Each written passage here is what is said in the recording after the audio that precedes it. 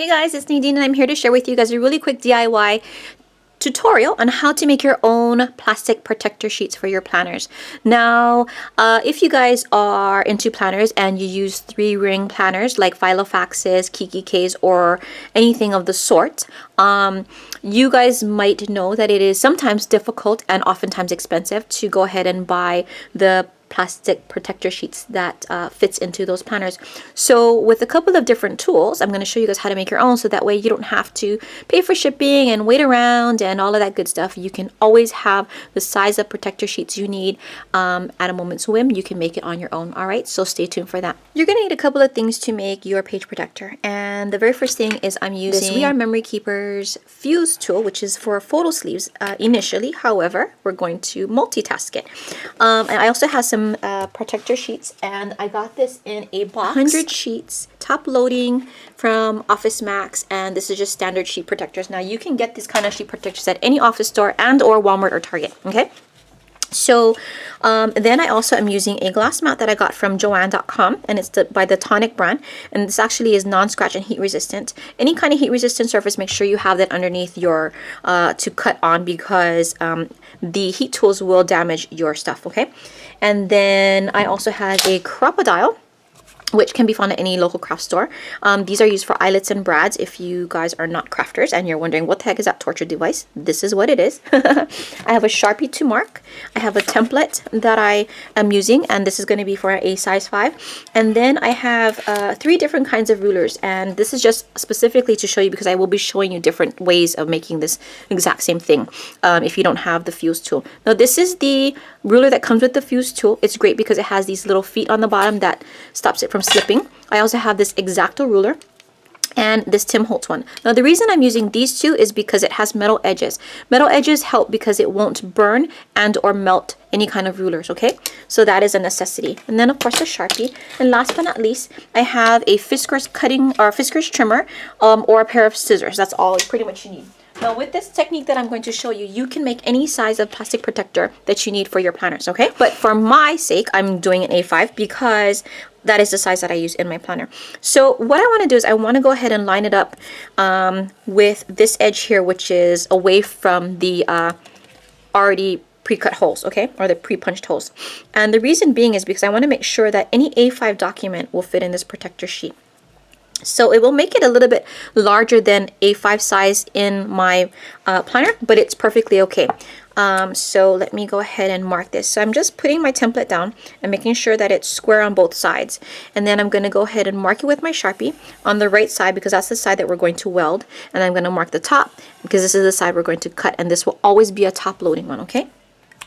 So you can do it a couple of ways, and I will show you different tools and also different ways that I like to make my own protector sheets. And you might think it's bizarre, but once you use it, I promise you, you'll say, oh my god, that's freaking genius, because it is.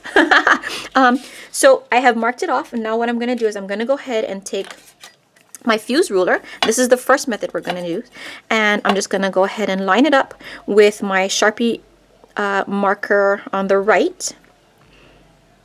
And I want to make sure that it's kind of all the way to the edge of the Sharpie marker.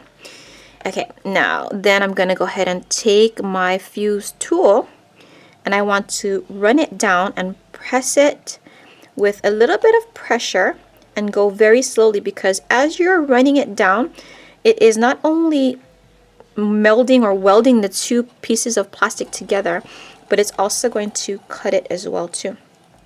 So I want to go ahead and do that, and then I want to put it down and move my ruler and do it again. Do the remaining thing. The one great thing about this fuse ruler is that it has that rubber feet that stops it from slipping. However, it is not long enough, so if you have longer you know, things that you want to weld, then you have to move it like I just did. So now we're going to go ahead and run this over a couple of times. And let's see. Well, this is a little bit thicker, so it's not really cutting completely through it, but I think if I ran it over a few more times, it would actually work. So let me continue to run it over a few more times just to get it to cut nicely so that we're not making more work for ourselves by having to go back with the trimmer.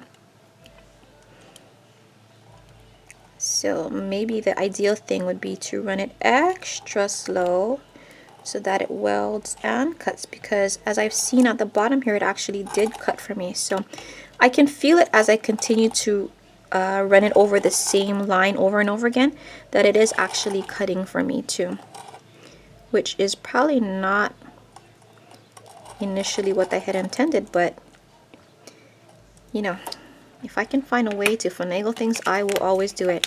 So as you can see, it is, in fact, it has cut for us. And it didn't do up here, so let me run it up there again.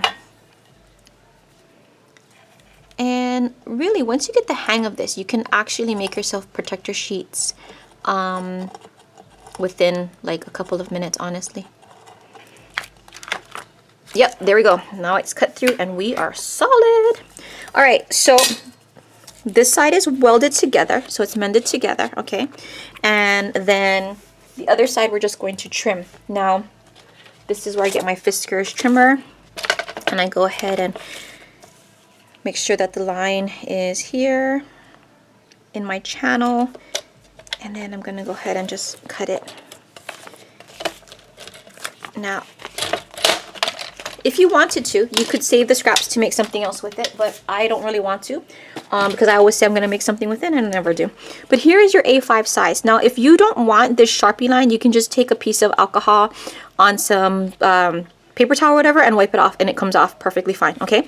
But here is your top loading protector sheet. It's perfect for your A5.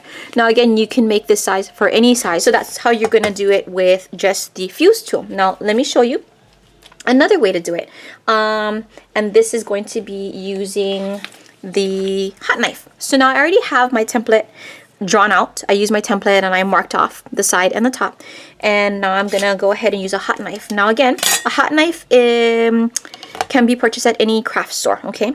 So I'm gonna just take my ruler that has the metal edge to it, make sure it's always a metal edge so that it doesn't melt.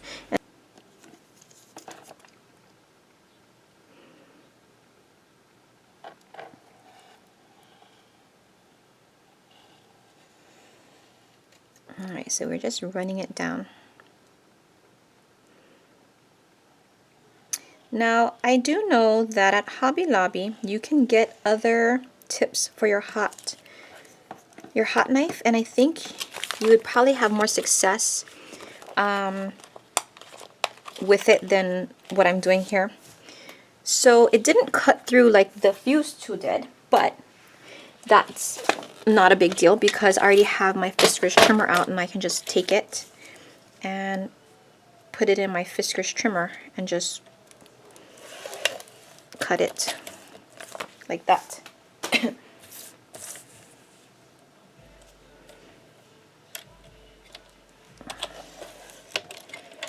All right, so there you go. There is your A5 size protector sheet that we use our hot knife with instead of the fuse tool. Okay. Now you can put anything in here. Let me grab something to put in here. So this is what Tatiana made for me, and as you can see, it fits in nicely. I can just hole punch. So now I know this is my template, and all I want to do is go ahead and line this up, and I want to mark again with my Sharpie. And let me just say this, the best thing to use, now when you're trying to punch plastic, it is very difficult to punch through plastic, okay, because it will get your regular hole puncher stuck. So any regular traditional hole puncher you use, no matter if it's just this single punch or multiple punches, like I use the KW Trio, it will get your hole punches stuck, okay.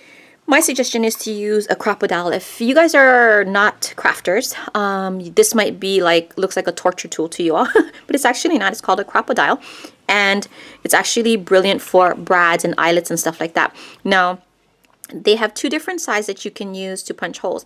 This is the 3/16 side, and this is the 1/3 side. I happen to use the 3/16 side because, as you can see, it's a little bit bigger than the 1/3 side, okay?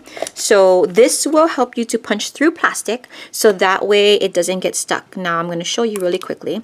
It's just going to punch through it, and it's still going to leave the plastic in here, and all you do is just kind of pull it out. Simple as that, but it won't clog your traditional punches. It'll work out really nicely. So take this out, and then let's do the other side.